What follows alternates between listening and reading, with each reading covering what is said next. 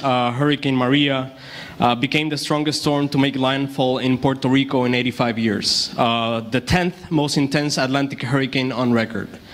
The results were catastrophic to an island already experiencing financial crisis. 3 months after the hurricane, 45% of households still didn't have electricity. More than 2,900 people died because of the hurricane or in the aftermath. I was part of a group of Puerto Ricans abroad that quickly mobilized, guided by the ideals of decentralized response and mutual aid. After some trial and error and guided by volunteers with experience in organizing disaster response as part of the Occupy Sandy movement in New York, we were able to create a structure outside of Puerto Rico to support community-led mutual aid centers popping up in the island, which were offering food and medical attention, often in place of a mediocre response by the local government and by the US federal government, which controls Puerto Rico as a de facto colony. Very quickly though us in the diaspora had to collectively learn how to navigate or respond to political situations we or the groups we supported on the ground faced, like government intervention, and later other themes like displacement. Diasporas are powerful identities, straddling the formal and the informal, stretching the gray zones of international law and the uses of available technology. And we can learn from them how to operate as networks in today's world precisely because of their globally distributed nature. Perhaps an interesting analogy comes from Senor Marx, who defined capital as value in motion or movement. When we talk about social capital, could we also define it based on the kind of movement or motion the human or social elements take? Diaspora communities are already a large force. And we are already seeing growing trends in displacement due to conflict or natural disaster, which will probably create more diaspora communities. Chances are that large-scale involuntary migration will be one of the defining characteristics of the challenges we will face in the next century. And thus diasporas will be a major factor in the coming global order. For us, incubating radical networks, right now, the imperative to learn from diasporas and what's happening in global migration is critical because it is a preview of the type of insidious, tech-powered oppression that many of us might experience someday.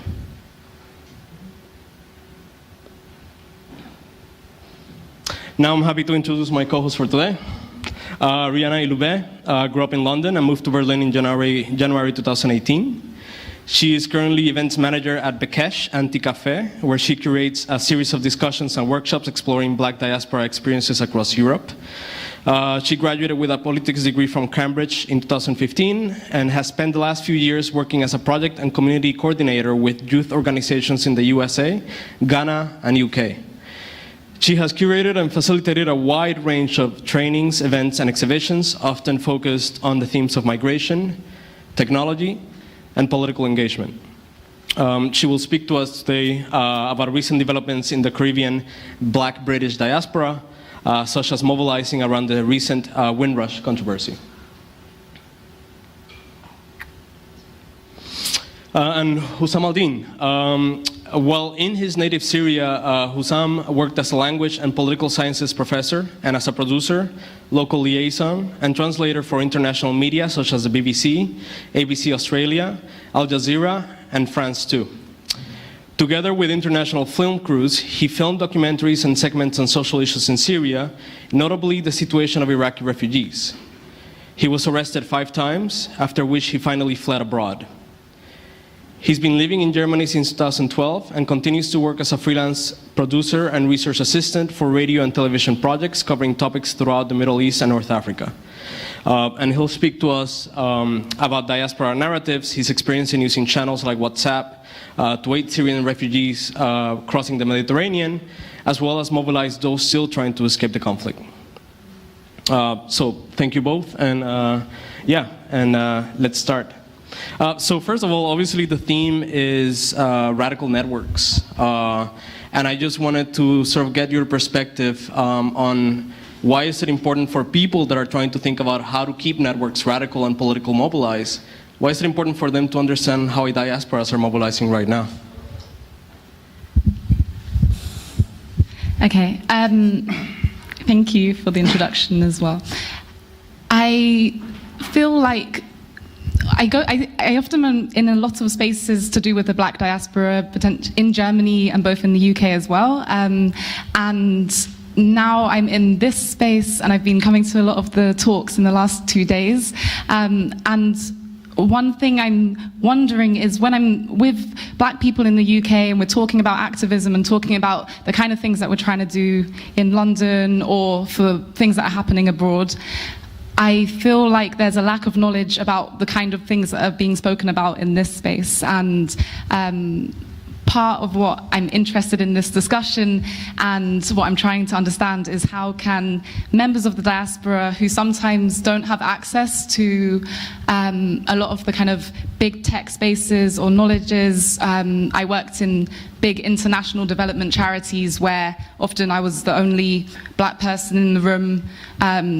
In the UK, in London, one of the most multicultural cities in the world, and I want to make sure that we learn from each other, and the things I learn here I can bring into other spaces and vice versa.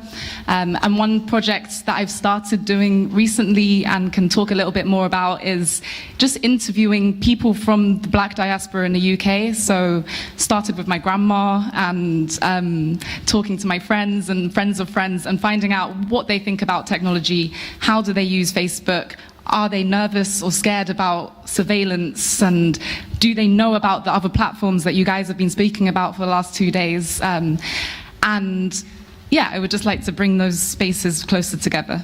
So that's one thing. Thanks. Sorry, I'm not well today, so forgive me a bit. I'm very glad to be here, to be honest. I came from Syria, from a little town called Hama. This Hama, it's completely destroyed this city in 3 weeks, and 47,000 people killed, and nobody knows about it.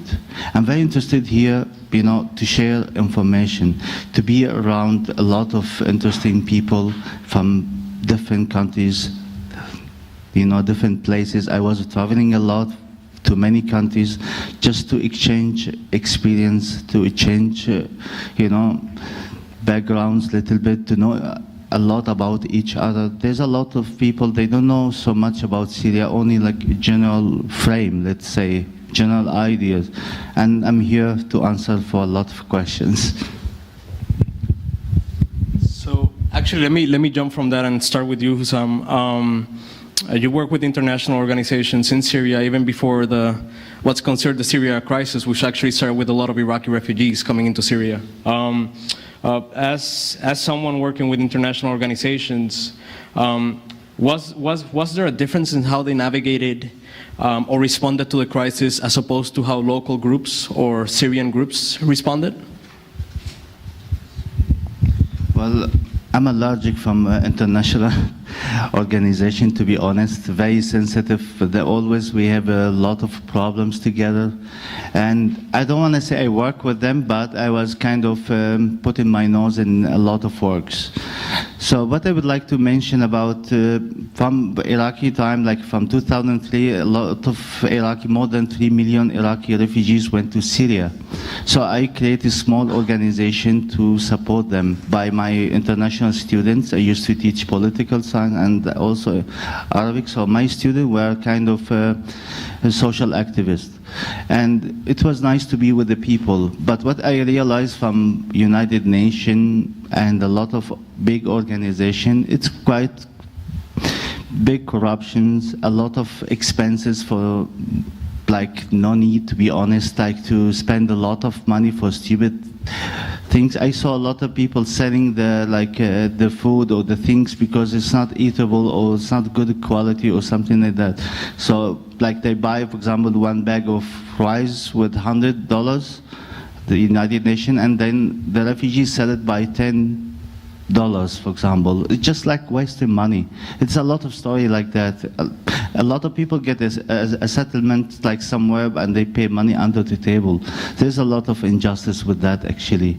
And now about Syria, let's start from Syria. Of course they will react to get, collect money from everywhere.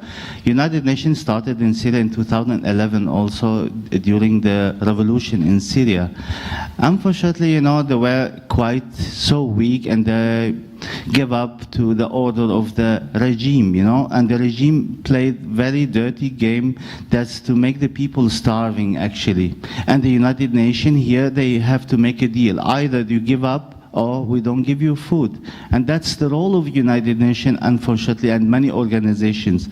I know a lot of leaders from many organizations, they are close friends, and they told me the same stories, that we cannot do anything, everything controlled by Syrian regime. And the Syrian regime created also like a kind of something, it's called Red Crossing and Al-Hilal Al-Ahmar, and this is belong to them actually. Even the wife of Al-Assad has her own organization gets support from United Nations. And his cousin, the big thief, is called Rami Makhlouf. I don't know if you know about him. He also run a big organization, gets supported by United Nations. A lot of things, it's become like 96% exactly, according to Guardian. They say that all the support goes to the Syrian regime and 4% to refugees or the people who get this disaster. And what's happening, it's really not fair at all. They are supporting regime with who's supposed to have a boycott from the international community and United Nations, America and Europe, but those companies, it's supporting the army to killing people. And you can see the food, even a lot of food, like the boxes from United Nations, certain from United Nations, help from United Nations, and you can see it at the market.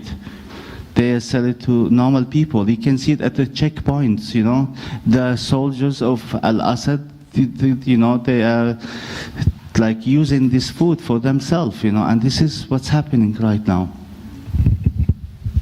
Thanks. And obviously, the question is, obviously, we're from the outside, and often a lot of these international organizations work on our behalf. But obviously, they're apparently not really doing a good job. I want to pass it on. Yeah, please. Sorry. I was in Greece, and I was coordinator for 6 organizations, and they were fighting together. Most of the organizations fighting together. For example, we were in Kos, this island, and there's a lot.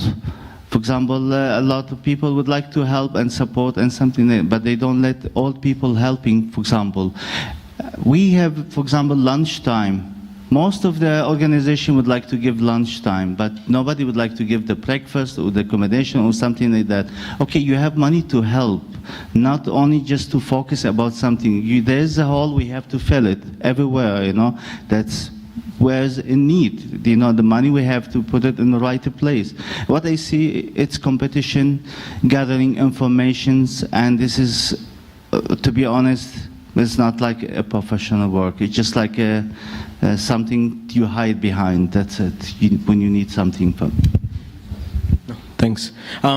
So, no, that's a perfect segue, Ariana, because you've worked from a global perspective, maybe organizing efforts that would run in parallel with what big international organizations are doing. So maybe you also have a vision for where the gaps are, especially when it seems that they're not really tapping the local network, the people that can navigate those scenarios. Any thoughts on that, and any examples of people that are really doing a good job or doing a bad job or can inspire us around a better way to tapping diasporas? Cool. Okay, so for context, I worked for a youth-led international development agency in London, and it's based across Africa and Asia, and the headquarters are in London. And I think in the UK, a lot of the big international development organizations are HQ'd in London, so you've got like Oxfam and Save the Children and all of these big names.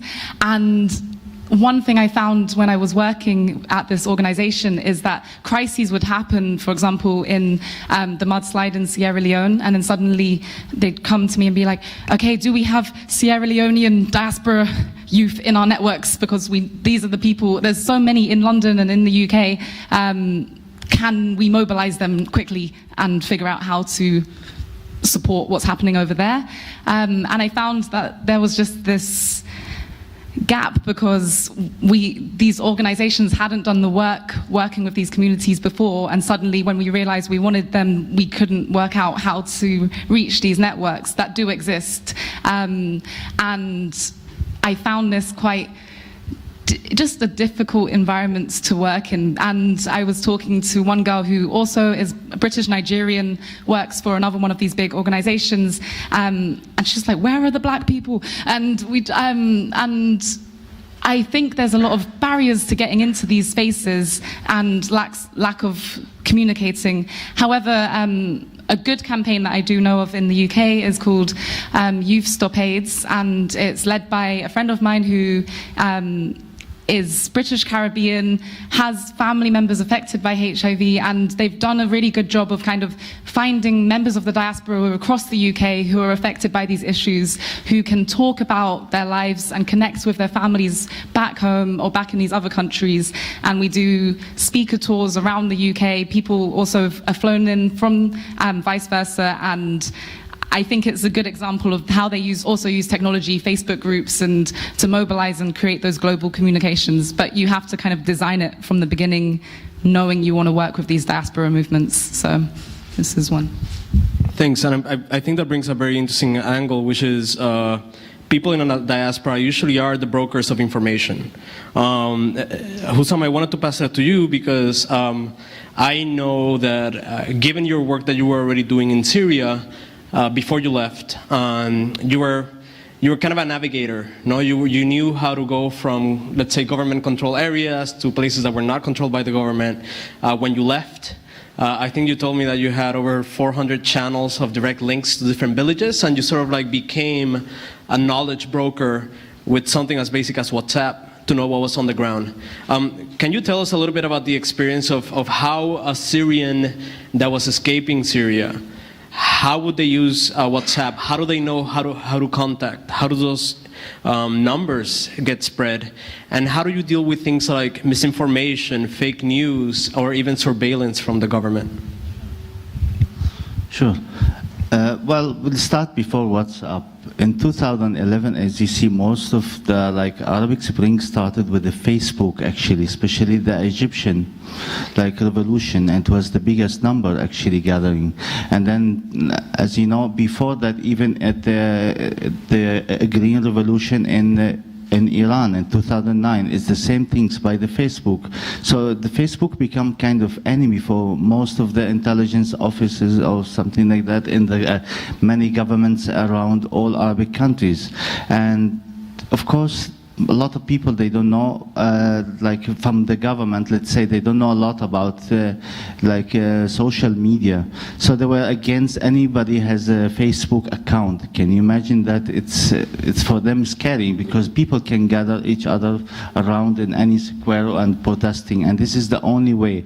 We are in Syria according to we call emergency law. We are not allowed to be 4 or 5 people walking in the streets. You know, they can arrest us without even to send us to the court or this kind of things. It's from the 60th actually, this kind of law.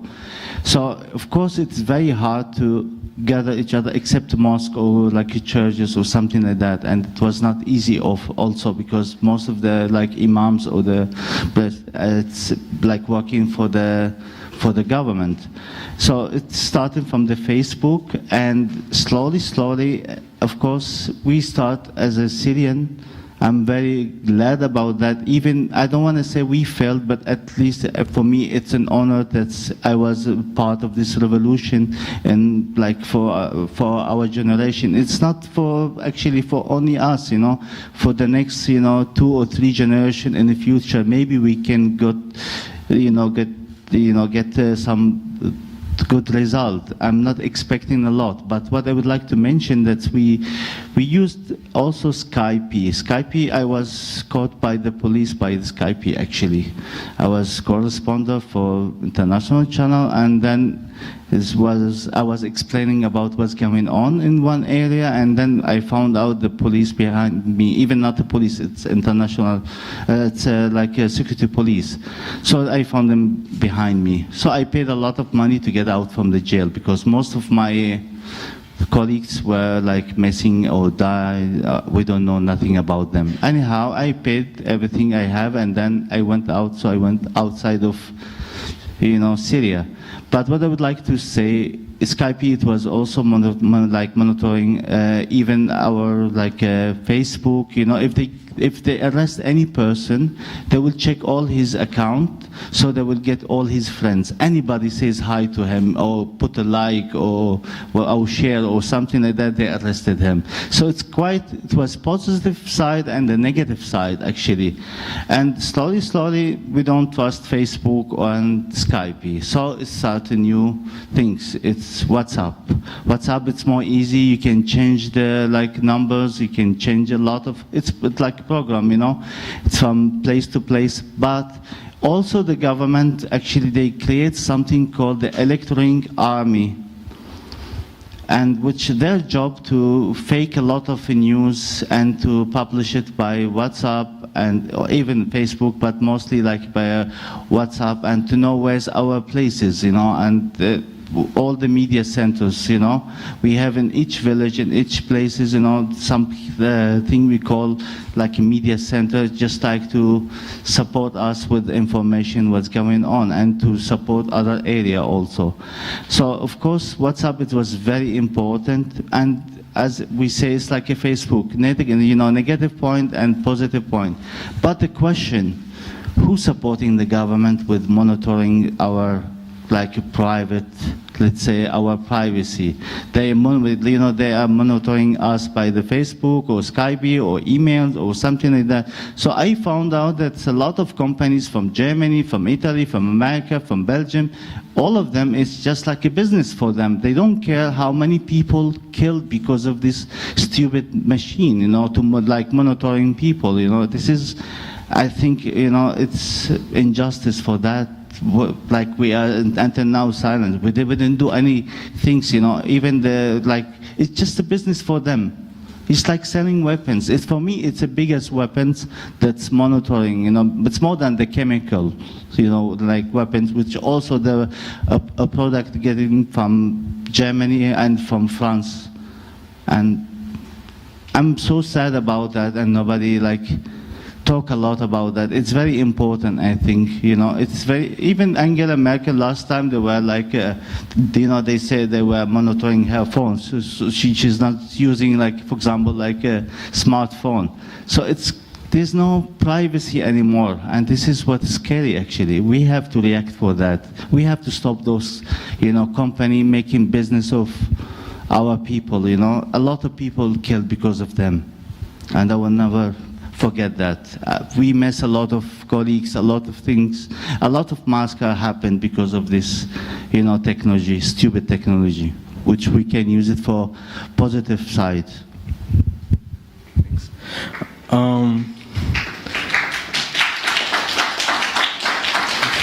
Thank you, Hussam.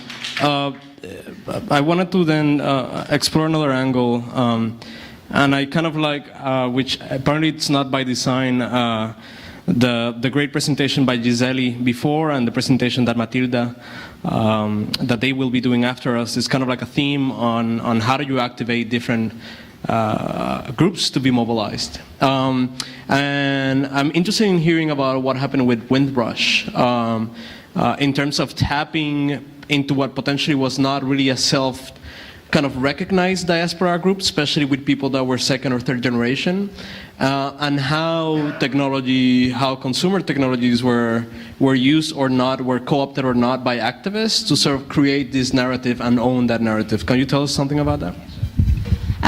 Okay, so for those who haven't heard of the word Windrush before, or this movement, essentially after the World War II, the UK needed workers and opened it up to members of the Commonwealth. And I think almost 500,000 people came in the 1950s, 60s and early 70s to come and work in the UK. This is the boat, the Windrush. It's the first boat that came with migrants from the Caribbean. My grandma arrived in 1957, I think, as a single 23-year-old woman. And a lot of these people, they worked on the buses, they worked in the National Health Service, they did a lot of the kind of jobs that British people didn't want to do or want, but they were given right to stay for the rest of their lives until 1971, and the people who arrived before 1971 were British citizens. So it was like, okay, cool. And then in the last few years, reports had been coming out that many of these people who had arrived on these kind of boats were being deported back to the countries where they came from. So people were getting sent back to Jamaica, people were losing their right to work, their right to health insurance, they lost their houses, and these are people now in their 60s, 70s, 80s, my grandma's generation and a bit younger. And the reason is because in the last couple of years, Theresa May has created a policy called the hostile environment, and I think Brexit is part of this, where she says we want to make it as difficult for people, migrants, to exist in England. And as part of this, we are going to make it you have to stringently prove that you are British. Unfortunately, a lot of people who arrived in the 1950s had the right to be British, they are British, but weren't given the correct documents. And they never applied for passports because they never had a need to travel outside of the UK again. They weren't able to afford to, or they just stayed in the UK. And so now they come into their 60s and 70s and suddenly don't have the right documents. And the government says to prove they're British, they have to show 4 pieces of documents for every year since 1971. Yeah.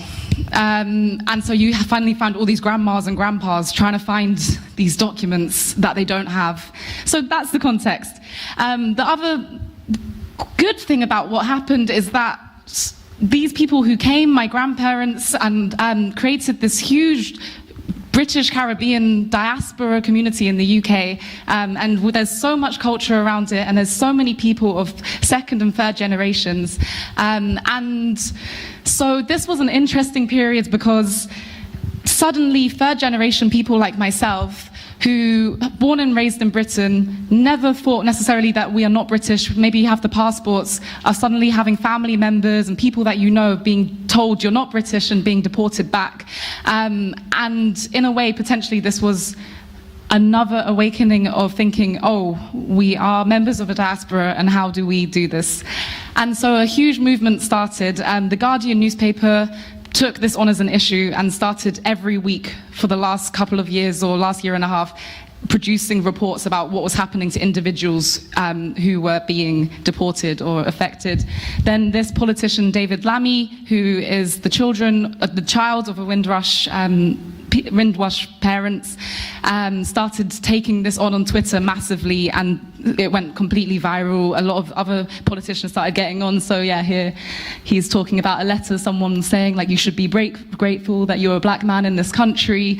There's a lot of racism in the UK that came out in this hostile environment that we were living in.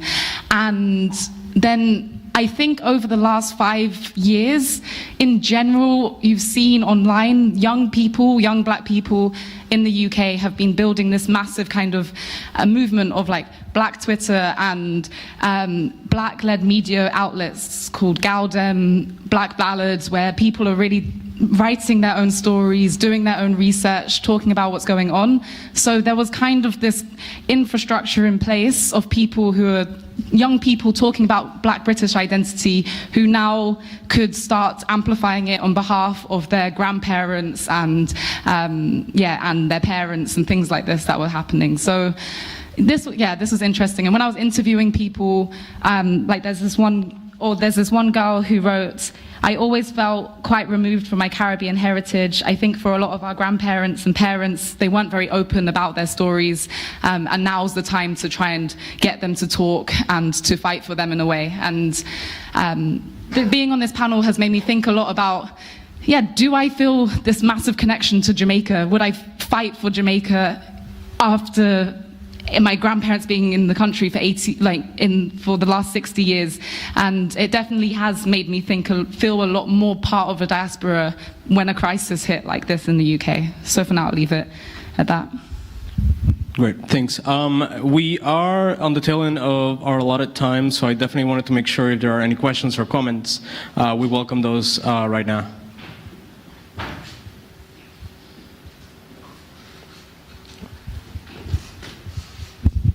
So one question that often comes up with diaspora is how the people in the country of origin feels about the people who are in the diaspora.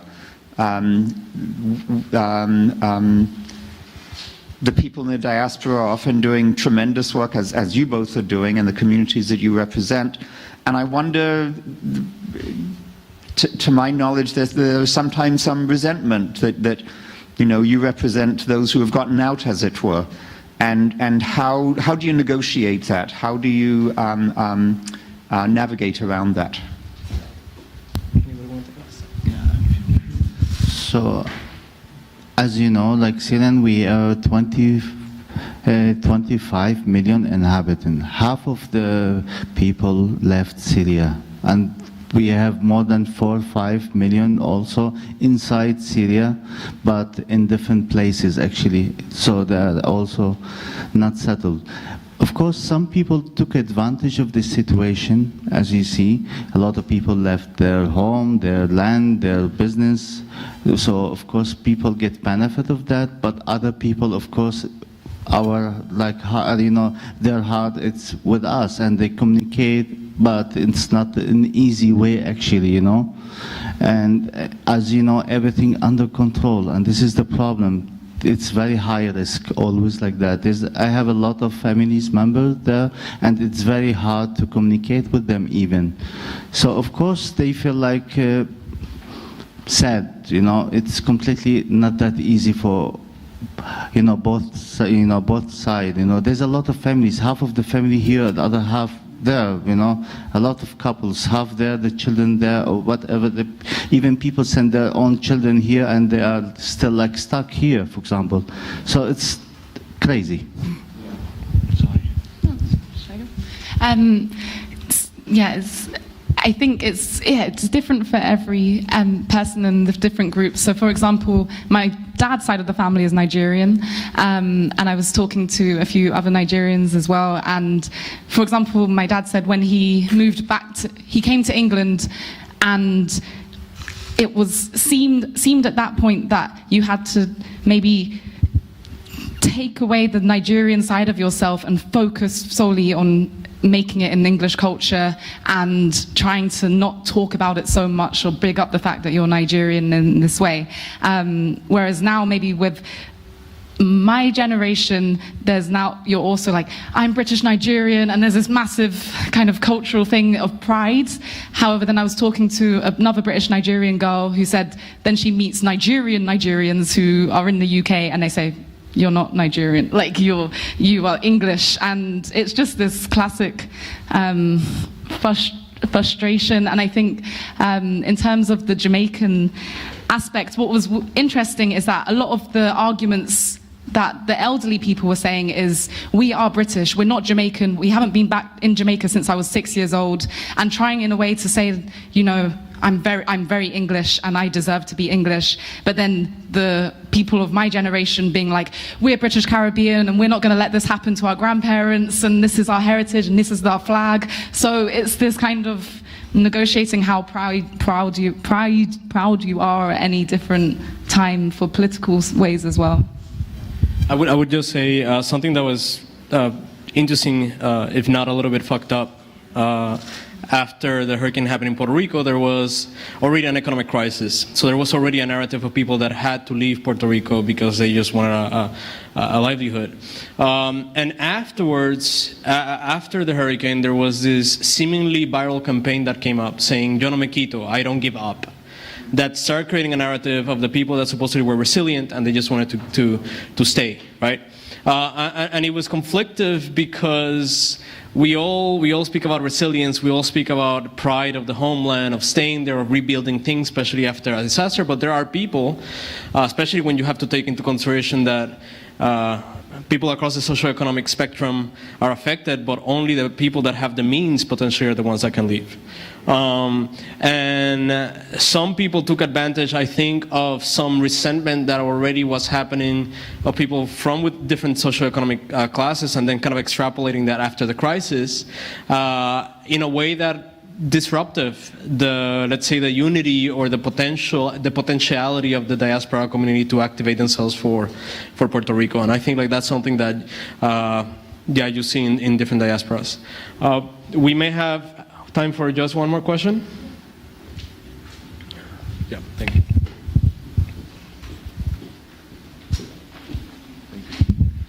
Thank you for your panel. The question is for Hussam. Did I understand correctly that you said it seemed like more people disappeared or were killed because of electronic surveillance and what that enabled than from attacks, like chemical attacks?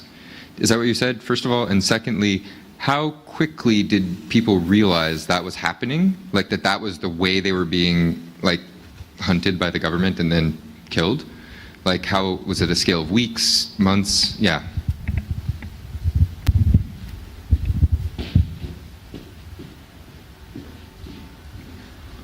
Well, thanks for your question. It's very important. Actually, we knew that before. Actually, we have a big experience with the Syrian regime. Actually, even before the Syrian war, actually we have this. We are always afraid to speak on the phone because always we say the world has that this is the the problem. We are scared always, but we don't have other options.